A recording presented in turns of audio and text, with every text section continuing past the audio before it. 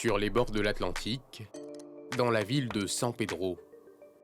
Sur cette falaise surplombant l'océan, un 4x4 lancé à vive allure. À son bord, Nader Fakhri. Le jeune homme se définit comme un aventurier et créateur de contenu. Sa recette, parcourir la Côte d'Ivoire, découvrir sa culture et la partager avec ses abonnés. Une aventure qui débute un peu par hasard. Ce qui s'est passé, c'est que le premier voyage que j'ai fait, c'était sur la côtière, justement. Je me suis dit que j'allais aller découvrir les plages. Et le premier voyage a été hyper enrichissant. En revenant en fait à Abidjan, après avoir passé 3 jours sur la côtière, à découvrir les plages de Fresco, Sassandra, San Pedro, Monogaga, jusqu'à Grand Bérébi. Ma femme et moi, on a été vraiment subjugués quoi, par tant de beauté et puis par tant de trésors cachés en fait, en Côte d'Ivoire. Et à ce moment-là, j'ai décidé de découvrir en fait, la Côte d'Ivoire et d'aller, à chaque fois que le temps me le permet, d'aller découvrir une nouvelle destination. Et ses vidéos postées sur les réseaux sociaux rencontrent un franc succès. Il cumule plus de 100 000 abonnés sur Facebook, 27 000 sur sa page YouTube et plus de 14 000 abonnés sur son compte Instagram. Et ses vidéos ont été vues des dizaines de milliers de fois. Une passion pour le voyage et la découverte qui font partie intégrante de son quotidien. Une passion coûteuse, mais loin de décourager notre aventurier. Moi, par exemple, au lieu de sortir les week-ends et puis d'aller faire la fête, par exemple, avec mes amis, ou au lieu de sortir du pays et de voyager à l'étranger, ben c'est des budgets que je mets dans mes voyages en Côte d'Ivoire. C'est vrai que je dépense beaucoup d'argent à faire tout ça, mais je me dis que je le fais pour une bonne cause, ou je vais dire même plusieurs bonnes causes. La première, c'est que personnellement, ça me fait du bien à moi. À chaque fois que je reviens d'un voyage, je me sens grandi, j'apprends quelque chose, je m'enrichis personnellement, spirituellement. Il y a beaucoup d'Ivoiriens qui n'ont pas accès à ces zones ou qui n'en ont jamais entendu parler. Donc le fait de pouvoir partager toutes ces découvertes avec eux, c'est ce qui me pousse en fait à continuer. Et puis il y a un moment où tu regardes plus à la dépense, tu vois. La côte sud-ouest du pays est l'un de ses terrains de jeu privilégiés. Rejoindre San Pedro par la route depuis Abidjan est un véritable périple. Entre 6 et 7 heures en passant par la côtière au lieu de 4, la faute a une route en piteux état. Et pas moins de 8 heures en passant par Gagnois, de quoi décourager les éventuels candidats à l'aventure. Tu vois, là par exemple, si j'ai pas un véhicule 4x4, je peux pas faire tout ce que je fais, à moins d'y aller à l'aveuglette et puis de supporter les risques en fait, que j'encours. Donc c'est vrai qu'il y a beaucoup de zones qui sont inaccessibles, mais pour un aventurier en fait, c'est pas un frein, c'est pas un obstacle. Mais je comprends que pour beaucoup d'Ivoiriens, c'est des choses qui freinent et forcément, le jour où on aura plus d'infrastructures, c'est certain que les choses vont évoluer dans le bon sens. Après de longues minutes de route, s'offre à nous un paysage d'une rare beauté. D'un côté, l'océan, de l'autre, une forêt luxuriante, le tout séparé par une bande de sable fin, parsemée de blocs rocheux. Bienvenue à la baie de Taki. Cette baie est l'un des endroits qu'il a découvert au cours d'un précédent voyage. Par hasard, lors d'un voyage à San Pedro, je me suis aventuré dans la zone grâce à mon téléphone et Google Maps. Et justement, je suis arrivé là. Comme vous pouvez le voir, c'est un véritable petit paradis sur Terre. Il y a absolument tout en fait pour faire de cet endroit une destination touristique prisée. On a une baie magnifique, on a des rochers, on a de la végétation. Mais malheureusement, comme beaucoup d'endroits en Côte d'Ivoire, on a quelques problèmes au niveau de l'écologie et des déchets. Comme vous pouvez le voir, la plage est jonchée de déchets plastiques. Vous avez des sachets d'eau, vous avez des canettes de soda de l'autre côté. Et voilà, c'est vraiment triste. Et si cette baie le fascine, c'est pour ce qu'elle apporte de différent. De Fresco jusqu'à Tabou, frontière libérienne, tu as un relief accidenté avec de la roche granitique. Et justement, c'est ce qui permet d'avoir ces paysages que tu vois sublimes avec de la roche. Il y a des endroits où ça forme justement des criques avec une couleur d'eau très claire. Tu as du bleu très clair, tu as du vert. Et ça n'a absolument rien à voir avec les plages de l'Est. Pour ses explorations, il ne se déplace jamais sans son matériel d'enregistrement.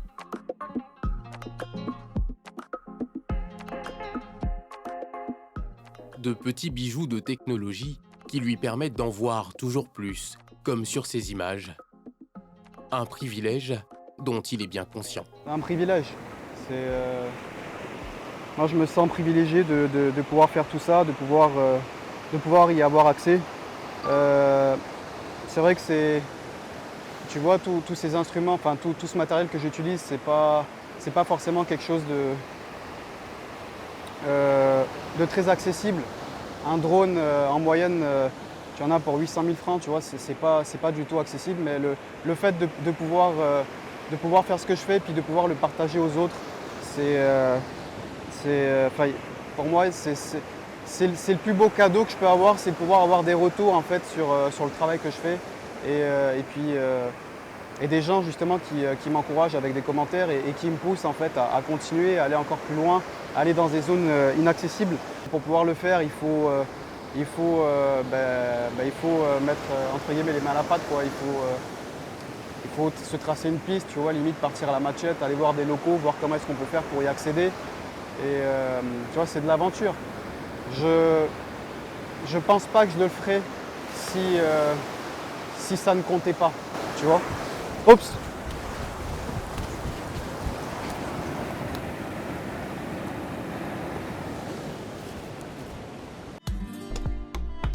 Quelques kilomètres plus loin, toujours sur la côte Atlantique Ouest, un autre écrin.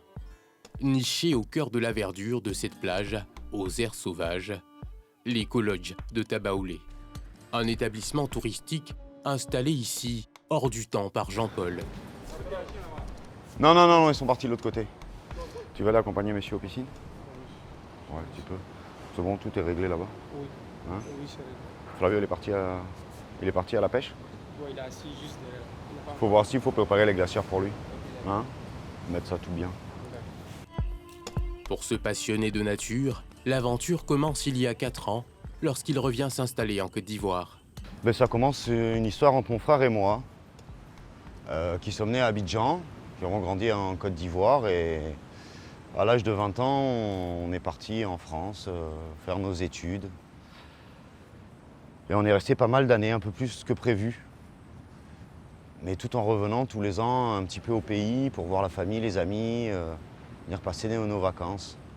Amoureux de la nature, amoureux de l'océan, on décide tous les deux de chercher un terrain en bord de mer pour pouvoir se faire un petit coin où on va venir se poser pendant nos vacances. On a monté un petit campement ici sur cette place centrale d'ailleurs. Ici était notre ancien campement. Un petit local par derrière, un petit puits, une petite douche, une toilette sèche, un collègue qui nous faisait le gardiennage. Et puis c'est parti, on a commencé à venir au campement quand on venait en vacances, à inviter nos amis, à partager des moments hyper friendly, entre le surf, la pêche, la plongée, la pétanque, les randonnées en forêt, les bivouacs, etc. Et puis comme ça est née cette idée de faire de cet endroit non pas un lieu strictement privé, mais de pouvoir le partager. Sur ce site, cet aventurier, désormais sédentarisé, propose à ses visiteurs une expérience au plus près de la nature. Alors voici un petit écologe très basique. Je viens à peine de le terminer, celui-là il n'est pas encore totalement aménagé, mais on l'utilise déjà. Donc c'est une petite case avec une structure en bambou très très simple, un petit decking au sol. Donc on est sous moustiquaire, on a quand même de la ventilation. C'est très spartiate, c'est très très simple, c'est très aéré. Et par derrière ici, on a une petite douche extérieure en plein air avec un petit toilette sec. Et voilà, ça fait des petits logements assez sympathiques, ça permet de vivre la brousse, de vivre un peu l'écologie, de se sentir un peu en symbiose avec l'environnement dans lequel on vit. mais aussi de quoi satisfaire les moins aventuriers des visiteurs. Bon, ils sont en dur, ils sont un peu mieux aménagés, donc on a beaucoup plus de confort finalement. Ils sont climatisés. Ça permet aux gens qui veulent venir à Tabaoulé, mais pas vivre entièrement la brousse, parce que des fois on a quelques petites réticences, de pouvoir quand même venir séjourner chez nous et d'avoir un peu le confort voulu, tout simplement. L'établissement produit également la totalité des ressources alimentaires dont il dispose ici. Pour Jean-Paul, la région du Sud-Ouest regorge de trésors à offrir. Encore faut-il s'en donner les moyens. Le tourisme d'aujourd'hui, c'est se déplacer dans un lieu pour son environnement, pour découvrir, pour sa nature. Ici, on est dans une région qui est très préservée. On a 2 écosystèmes, la mer et la terre. Et ça permet d'avoir tout un panel d'opportunités, que ce soit en termes de visite, en termes d'activité ou autre. C'est vrai qu'il y a un gros potentiel qui pour l'instant reste encore inexploité. Les pistes de solutions, ce serait des meilleures infrastructures routières, une meilleure communication de notre potentiel ici en Côte d'Ivoire, qui nous permettrait soit des investisseurs locaux d'investir un petit peu, de montrer un peu le potentiel de toutes nos régions en termes touristiques. Donc pour attirer des investisseurs, pour attirer aussi de la clientèle, parce qu'il y a déjà quelques établissements en place.